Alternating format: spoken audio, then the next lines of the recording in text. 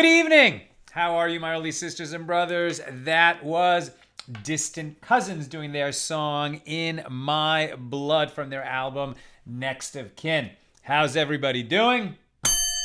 Let's light up the darkness. So good to be lighting up the darkness during Hanukkah. It's the fourth night of Hanukkah. May you be having a sweet Hanukkah. And this festival of lights, may it illuminate your soul and everybody across the world. Who's with us as we gather to do a new chapter? We're opening chapter 3 here on page 19 of Tractate Tainus, the 10th volume of the Talmud. Pauline in Arkansas, Paul in the Great Northwest, Randy in Florida, Bella in... keep skipping on me. Bella also in Florida, John in Sedona, Gwen in Michigan, Paula says shalom, Bill in Missouri, Ryan in Minneapolis, St. Paul, Stephen in New Hampshire, Bella says shalom to all, Milton in Georgia, Nancy in North Carolina, Lucy in Minnesota, Tom in Pennsylvania, Lawrence. Nagging God is not productive usually. When people nag God, it's to get their own way. God knows our needs. He always provides. Yes and no, as we shall see tonight. Nagging God is an interesting verb, and we'll see why I used it. This is tonight we'll be hearing the first part of the very rich tale of Honi, the circle maker. I was going to call it that tonight, the title of the show, The Tale of Honi, the Circle Maker, but we're only starting the story, and we're going to get deeper into it in 4 nights with God's help. So that's when it'll be called The Tale of Honi, the Circle Maker. But this idea of nagging God, it is good to ask God for everything that we want. However, we should learn, which are the worthy desires that we should be praying for, let's say, primarily. But it's good to cry out to God for all our needs, and all our prayers are heard. You might even say all our prayers are answered. We might not get the answer that we wanted, but we'll always get the answer that we needed. We just may not realize it in the short term, and maybe not even in the long term, maybe not even in this life. But yes, we trust that God knows exactly what we need and is sending us what we should have, even if we can't understand it at the time. Shandora in the Bronx, Sharon in Lebanon, New Jersey, Christine says special meaning to me. Tom, happy 4th night. Barry in Indianapolis, Alan in Columbia, Maryland, Darcy in New Jersey, Renee in Indiana, Heather is checking in from Kansas, James in Indianapolis, Colleen in Alabama, Roger in Key Largo, and Malti in the Catskills. Over there on the YouTube side, Samantha wishing us a Hag Sameach, a happy festival, in Tacoma, Washington. Welcome, everybody. Tonight's episode of AT Daily is sponsored by Karen Fritchie in memory of Jocko Hunter and Roger Fritchie. May their neshamas, may their souls have a great elevation in the world of souls. May the merit of our learning raise them up even a little bit higher. And Karen, may you and all your loved ones be showered in blessings. We say amen, and thank you for enabling us to share more Torah with more people around the world. It is our annual campaign. All donations are doubled. Donate.accidentaltalmudist.org.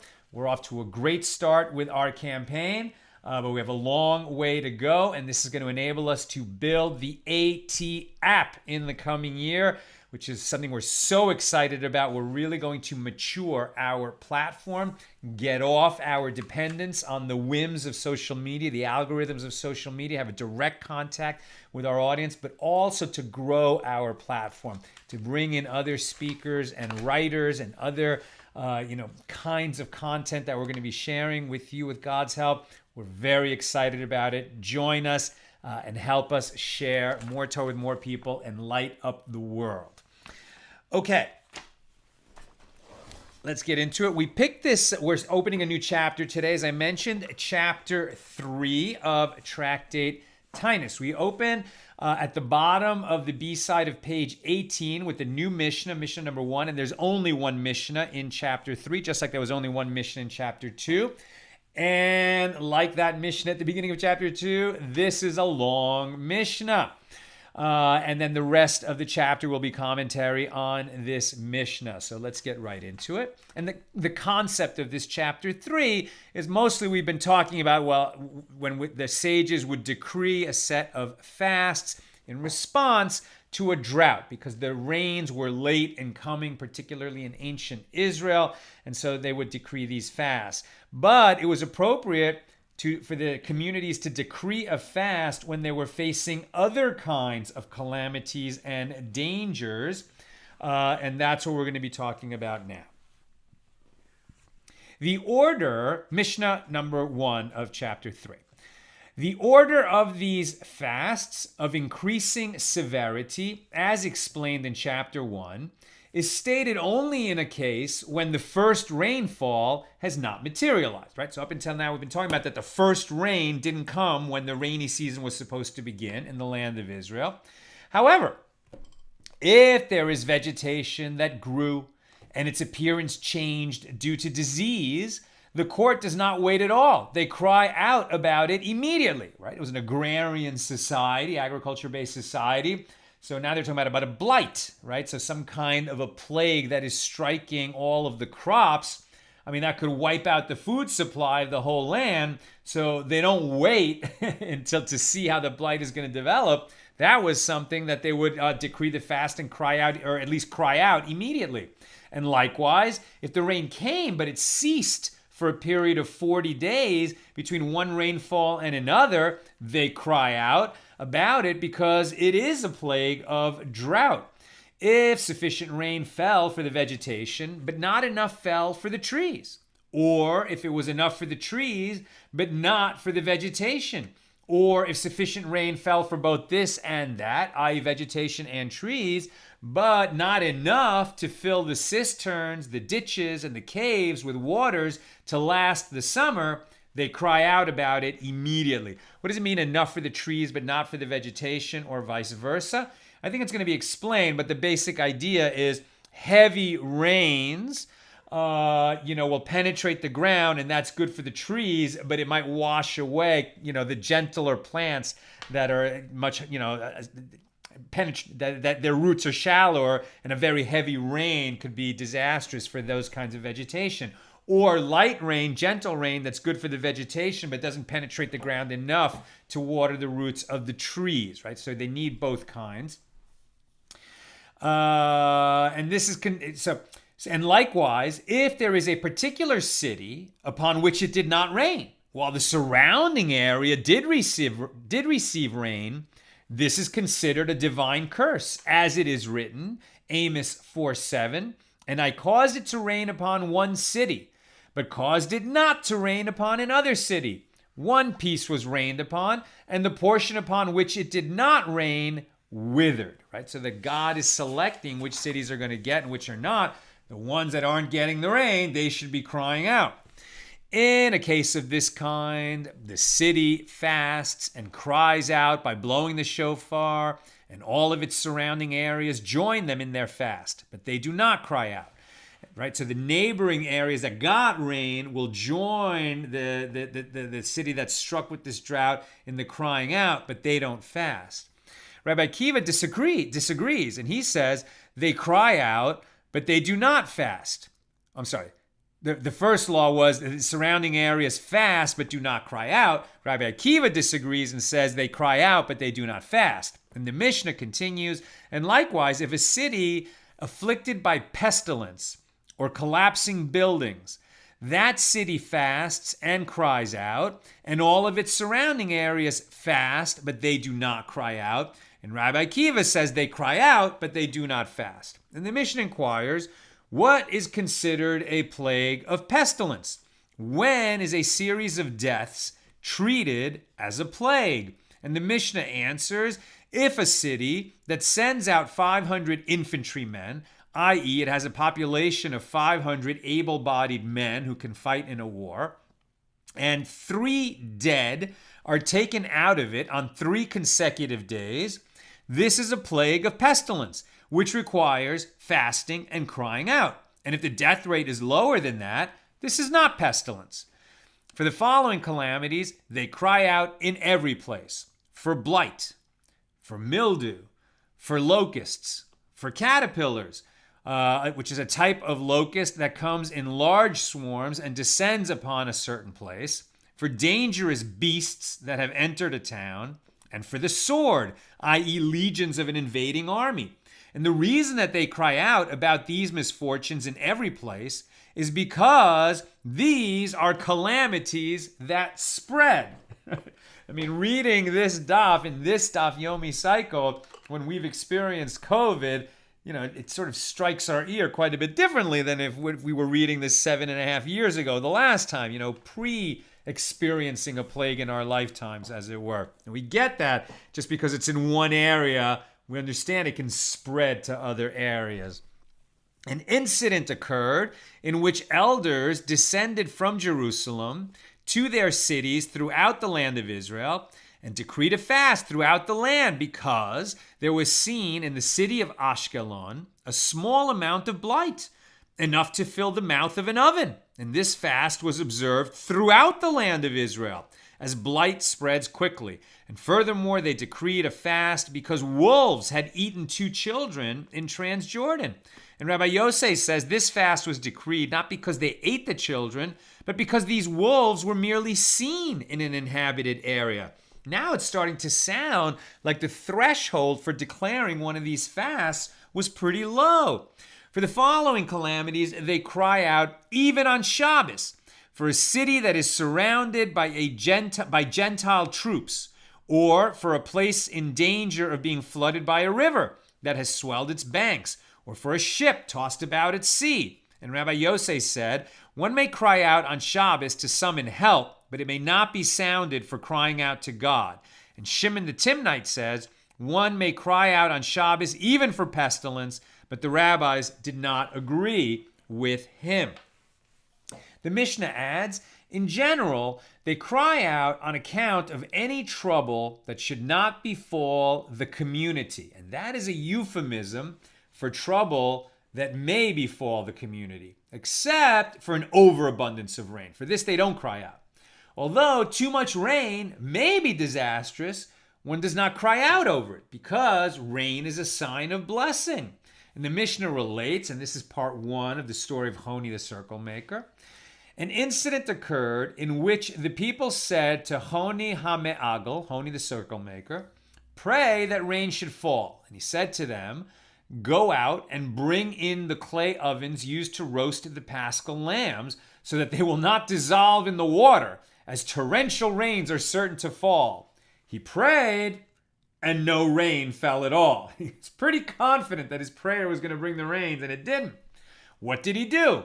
He drew a circle on the ground, and he stood inside it, and he said before God, Master of the universe, your children have turned their faces toward me, as I am like a member of your household. Therefore, I take an oath by your great name that I will not move from here until you have mercy upon your children and answer their prayers for rain.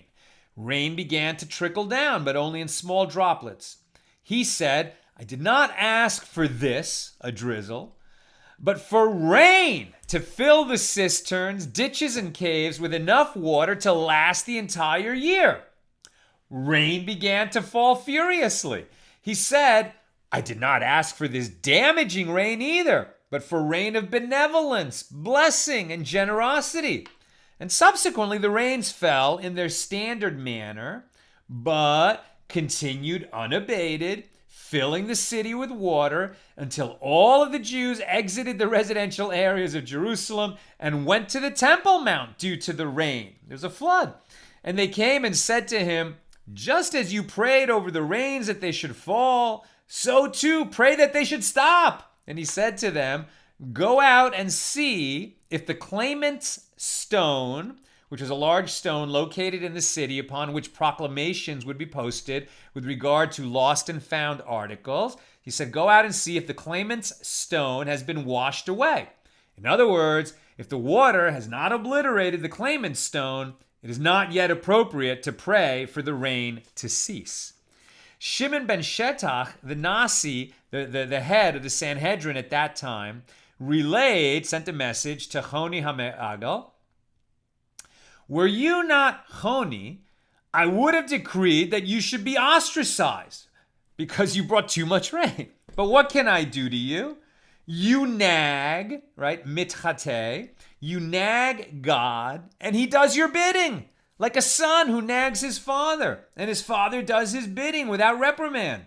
After all, rain fell as you requested, and about you, the verse states, let your father and your mother be glad, and let her who bore you rejoice.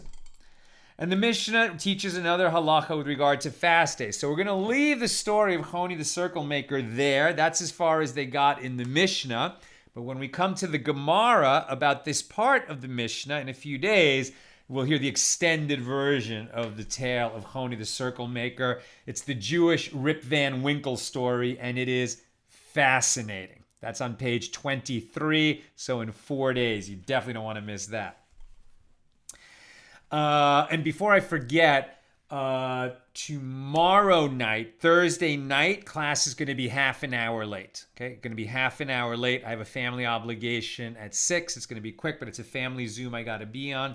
So tomorrow night's class, starting a little late, half an hour late at 6:30. Okay. So the Mishnah teaches another halacha, another law, with regard to fast days. If they were fasting for rain, and rain fell for them before sunrise, they did not complete their fast until the evening. However, if the rain fell after sunrise, they had decreed a fast because the rain was late in coming, there was a drought, and so they were fasting, and then the rain only came after it was daylight. They have to complete that fast, right? However, if it fell after sunrise, they must complete their fast. And Rabbi Eliezer says, if rain fell before midday, they need not complete their fast. But if it rains after midday, they must complete their fast. And the Mishnah relates, an incident occurred in which the court decreed a fast in Lod due to a lack of rain. And rain fell for them before midday. And Rabbi Tarfon said to the people, go out and eat and drink and treat this day as a festival. They fasted, they beseeched God, and the rain came. And they went out and ate and drank and treated the day as a festival.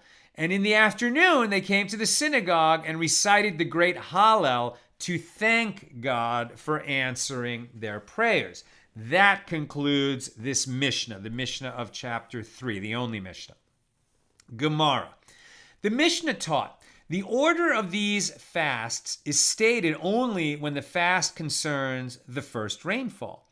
And the Gemara raises a contradiction between this statement and the following Baraisa. If the periods of the first and second rainfall pass without rain, this is the time to ask and pray for rain. If the third passes without rain, this is the time to fast.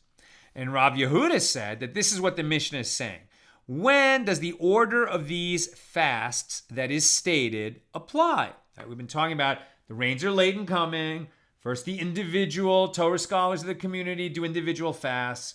Then the leaders of the community declare a communal fast. That's 3 fast days, Monday, Thursday, Monday.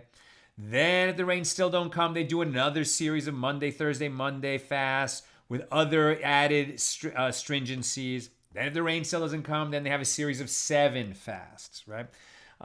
With even more stringencies. That's what we've learned up until now.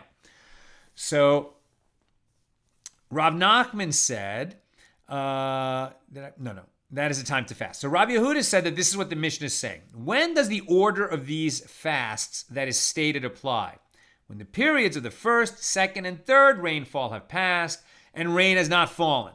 However, if rain fell in the time of the first rainfall and the people sowed but the plants did not sprout, or alternatively, if they sprouted a little but their appearance changed back for the worse as no rain fell after the first rainfall, they cry out about it immediately.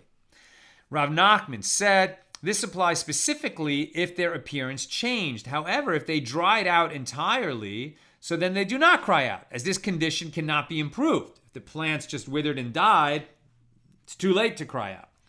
The Gemara asks, it is obvious that this is the case because in the Mishnah we learned the word changed.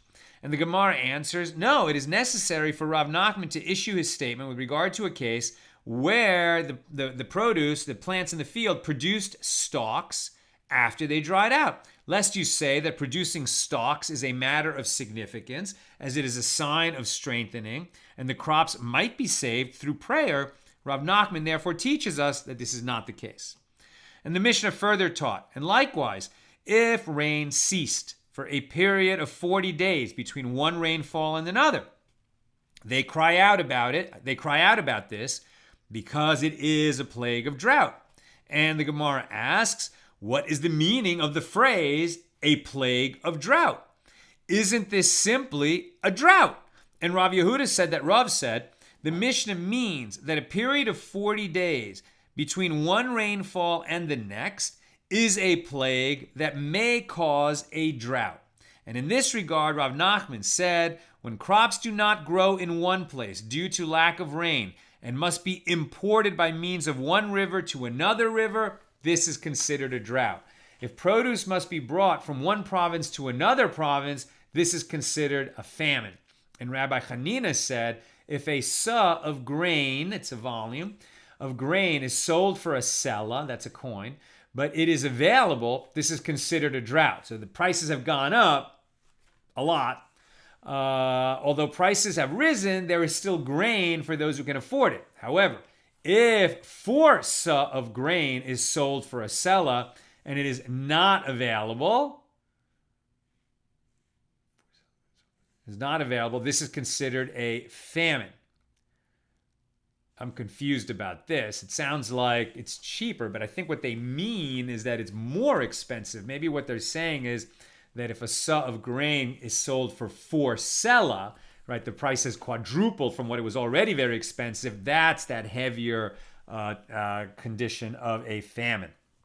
And Rabbi Yochanan said they taught this only with regard to a time when money is cheap and everyone has it and produce is expensive. However, when money is expensive, i.e. unavailable, and produce is cheap, they cry out about it immediately, as this is considered a famine. As Rabbi Yochanan said, I remember when 4 sa, so I no, it was printed correctly, I just misunderstood. So as Rabbi Yochanan said, I remember when 4 sa of produce were sold for 1 sela, and yet there were many swollen by famine in Tiberias, as they did not even have 1 isar, like a penny, with which to purchase food. So it's interesting. This is very beautiful, right? Because they're showing us a great sensitivity. You know, just the fact that, for example, right now the stock market is very high doesn't mean that times are good for everybody in America, right? So just because grain seems to be selling pretty cheap for the people that have money available to buy it, doesn't mean that everybody has money available to buy it. And again, you could have this condition where there's regional differences, even within the Holy Land was not that large, but in a time where everybody walked everywhere, it was large enough that you could have real discrepancies between the prices of produce, one part of the country versus another, and some people were really, really hurting. New subject. The Mishnah taught if sufficient rain fell for the vegetation, but not enough fell for the trees, if it was enough for the trees, but not for the vegetation, or sufficient rain fell for both this and that, the vegetation and the trees, but not enough to fill the cisterns, the ditches, and the caves, the reservoirs that we need so there's water in the summer. So then they should cry out about it immediately. And the Gemara comments, granted, with regard to rain that fell in sufficient quantities for the vegetation, but not for the trees, well, this case can be found. For example, if gentle rain fell, but heavy rain did not fall, this is insufficient for the trees. Furthermore, it is possible for enough rain to fall for the trees, but it is not effective for the vegetation because heavy rain fell, but gentle rain did not fall. Likewise, in the case of rain that benefits both this and that, trees and vegetation, but not cisterns, ditches, and caves, you can find this too. If both heavy and gentle rain fell, However, they did not fall in abundance, and therefore the water in the cisterns will not last through the summer, and people are going to be going thirsty in the summer. However, that which is taught in a baraisa, if sufficient rain fell for cisterns, ditches, and caves, but not for the trees or the vegetation, what kind of circumstances is that? Where do we find such a case? If the rain is enough to fill the cisterns, how could it not be enough for the plants and trees? And the Gemara answers, where rain comes in a single downpour, it will fill the cisterns, but will provide no benefit to the plants and trees. The sages taught they cry out about trees that have not received enough rain until near Passover, right? The spring, the end of the rainy season in Israel. As beyond that time, any rain will no longer benefit the trees. However, they sound the alarm over cisterns, ditches, and caves that have not been filled even until before the festival of Sukkot. Oh, that's interesting. Until before the festival of Sukkot. So we've seen that they won't decree fast about a lack of rain once we get past Passover, because that rain is no longer considered to be beneficial to the orchards and the fields. But if the people are, in fear that they're not going to have what to drink because the cisterns and the caves and ditches did not fill up, that's something they can keep crying out for and praying for all summer up through Sukkot, which is the time of, when we're entering the next rainy season. So in other words, they can cry out about it all year. Yes. And what exactly is the meaning of their use of, the sage's use of the word immediately in these cases? What do you mean when they say you can cry out about it immediately? What does that mean? Monday, Thursday, and Monday of the week in which the court became aware of the crisis, but not necessarily on the very day that it became evident. In other words, you can declare a series of fasts starting on the next Monday from when they've made this decision. And in all of these cases of interrupted rainfall as opposed to just late rainfall, they sound the alarm over them only in their district, but not in other areas where the rain is falling normally. Right? So we're distinguishing from the cases of chapter 2 where the rain was just late coming to Israel. Here it's a local phenomenon, and maybe it already did rain. The rainy season began, but then it was interrupted for 40 days or more, and now that's a new kind of emergency, and they decree to cry out and fast immediately. And with regard to a plague of diphtheria, when it has the potential to cause death, they sound the alarm over it. But when it does not have the potential to cause death, they do not sound the alarm over it, right? So a disease type of plague, it has to, in this case, they're saying you're only going to trigger these kinds of alarm fasting practices, etc., if it's mortal danger, not just because people are going to be very sick. And they sound the alarm over the arrival of locusts for any amount, as it is likely that more locusts are on the way. However, they do not sound the alarm over the arrival of grasshoppers.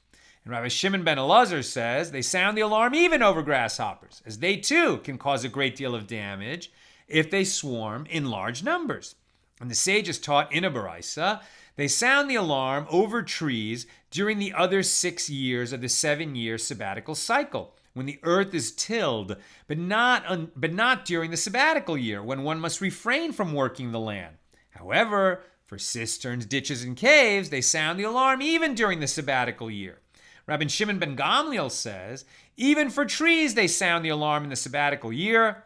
Why? Because during the sabbatical year, these trees, which the farmers aren't allowed to cultivate and pick and profit from, nevertheless, the poor are allowed to enter those orchards and pick fruit from themselves to keep them from going hungry.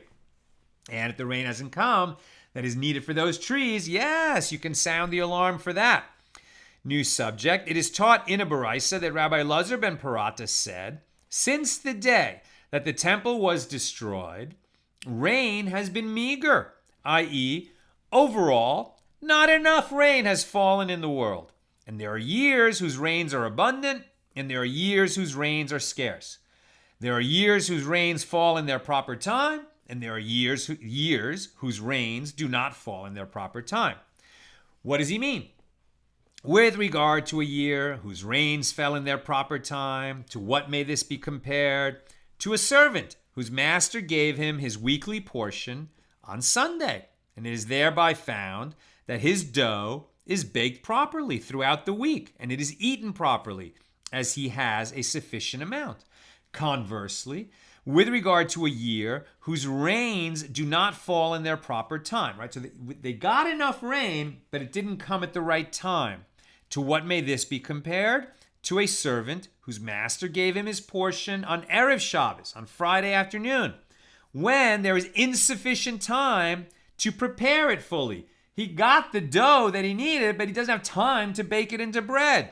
So it is thereby found that his dough is baked improperly and it is eaten improperly. Right? Rain at the wrong time does not create the abundance of food that the people need. And it's almost like getting the food that you need, but with not enough time to bake it. So you rush the baking, so it gets burnt, so it's not going to provide the sustenance you need later.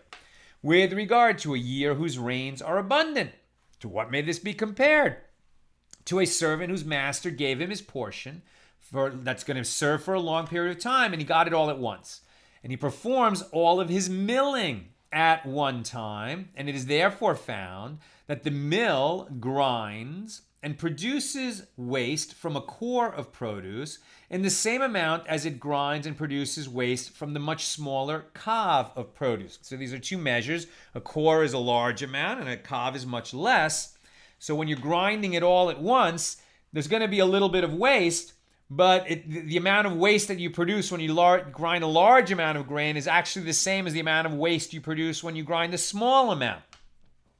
So it is thereby found that the amount that the mill would have ground from a core of produce is the same as which in practice it grinds and produces from each kav.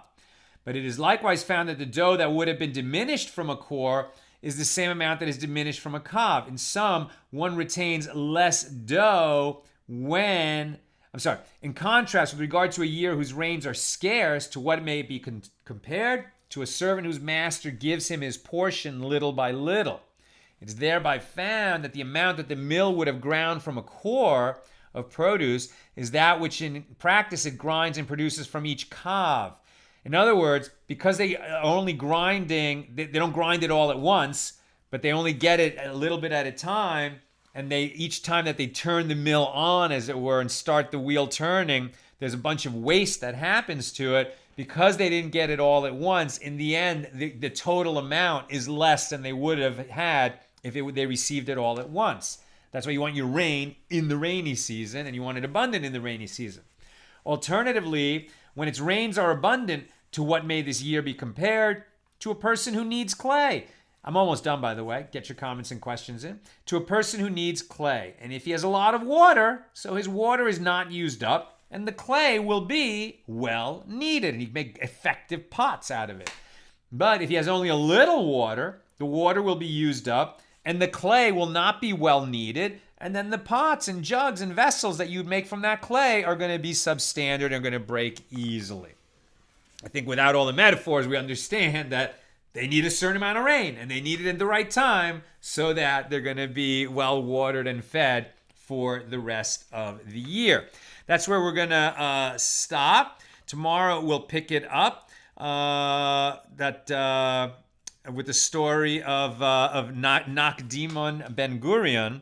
Really interesting story, who borrowed 12 wells worth of water for the sake of the people. And then he needed to pay it back to a Roman, and his own wells were not filled, and he had a big problem on his hands. We'll pick that up tomorrow. All right, let's see if we have questions or comments. Baruch atah Adonai Eloheinu melech haolam sha'akol nihi b'divaro.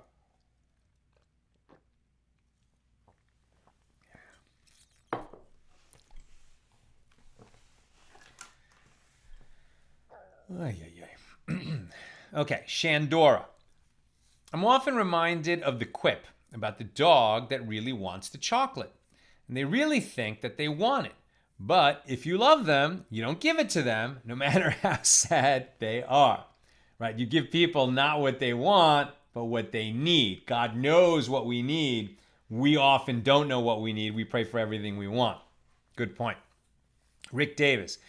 Do contemporary Torah scholars ever recommend fasts? Yeah, this came up yesterday. I mean, and I have a question out, and I don't think I've heard back to my teacher, Rabbi Mechi Blau. I want to confirm this. But as I mentioned yesterday, I'm just not aware of these kinds of fasts and series of fasts and the kind of crying out that we're talking about here being declared in modern times. On the other hand, I noticed today that it says in the Siddur, in that Anenu prayer that we add, now we say that on fast days, Anenu, but, the kind of like predetermined fast days, right? Like the fast of Esther and the fast of Tisha B'Av. So we add the Anenu prayer into our prayer that day. But it also says in the Siddur that in times of drought in the land of Israel, you can add this Anenu. Nevertheless, I'm just not aware of these kinds of fasts being declared in modern times. But I just, if you know different than me, let me know.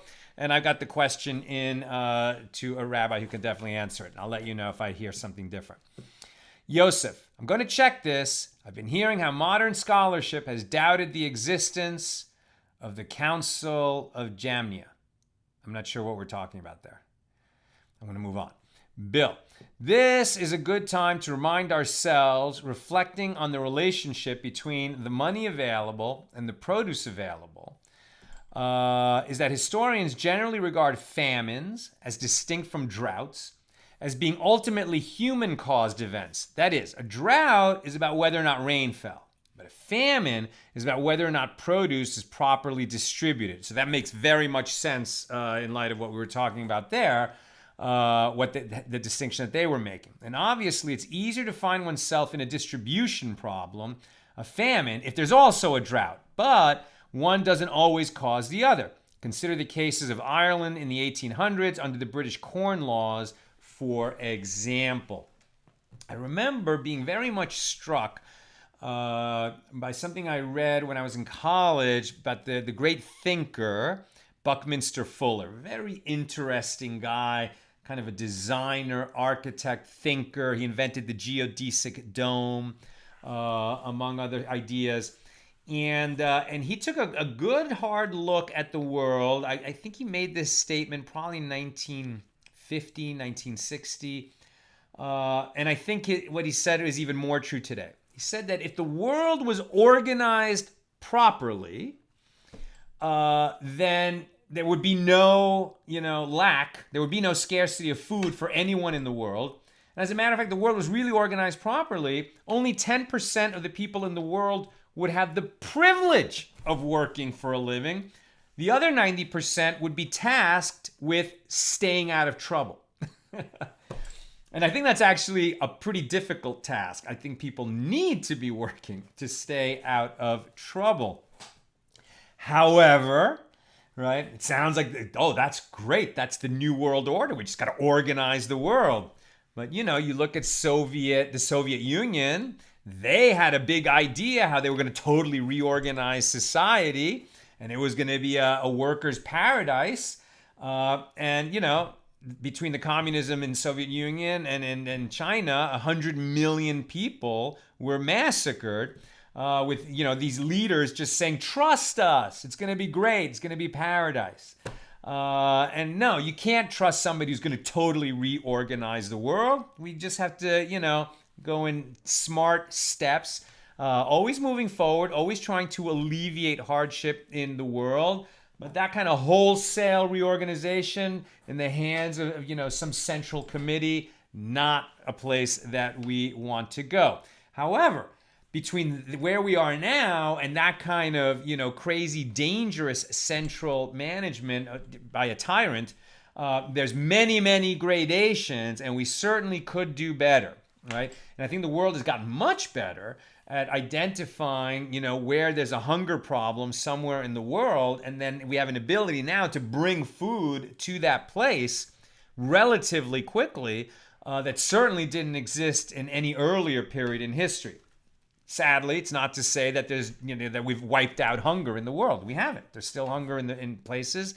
We should care about that, and we should pray that we solve that problem as soon as possible. Renee, this daf is a lot. A lot that we're covering here. It brings to mind some exam questions on the LSAT. The LSAT tests show how well one can follow logic, right? The law school admission test. And I did find you must have done very well, Sal. Kol hakavod. Yeah, I did take the LSAT. I went to a decent law school, but the law was not for me. It just wasn't for me. Although I think that, it's funny, like I practiced law for a very short time, but I was practicing corporate law, mergers and acquisitions. And that really wasn't for me. When I was in film school here in LA, I worked part-time for an immigration lawyer. And that was so much more interesting to me. And the difference, of course, is, when your clients are multinational corporations and it's all about document lists and closings and, just doing all the due diligence and producing all these documents. I felt like I was renting out my brain, for something that I didn't really, that my heart wasn't in. But when your client is a family trying to stay together, in one country or another, it's so much more human and the stakes are so much more, poignant. And it was very, very interesting work. And I really have nothing but respect for lawyers who provide the best representation for their clients in all kinds of litigation and in all kinds of contract cases and in mergers and acquisitions. It's just that, I needed to be a creative. And I'm so glad that I moved on because it enabled me to meet Nina and join with her as a screenwriting team and a director. And, we've made movies and we're working on our next movie now and sharing Torah with the world. So, no regrets. Jack, you drank water and said a bracha. Are we supposed to answer amen? Answer if it was a recording. What a good question. It certainly doesn't hurt to say amen when you hear a bracha. But, in terms of the fact that we're not in the same room together, I don't know. I'm not sure. I'm not sure where contemporary Orthodox halacha is on that. Like I know that in non-Orthodox synagogues, they're doing streaming Zoom services, via Zoom, and allowing people to say Kaddish. But in the Orthodox world, no. To say Kaddish, you need a minyan of 10 men in the same room. But in terms of answering amen to a blessing, I don't know. It seems to me like it can never hurt to say amen when you hear someone say a blessing. I think. I don't know about that. Not sure. Okay, that's what I've got for us today. Nina's reminding me that tomorrow, when I need to start the show at 6:30, we have guests coming at 7:30. So I think we're going to start at 6:30 tomorrow, but it's going to be a short class, an efficient class. So that's what we can expect tomorrow night. Okay, my friends, have a terrific evening. And with God's help, we'll see you again tomorrow. All the best.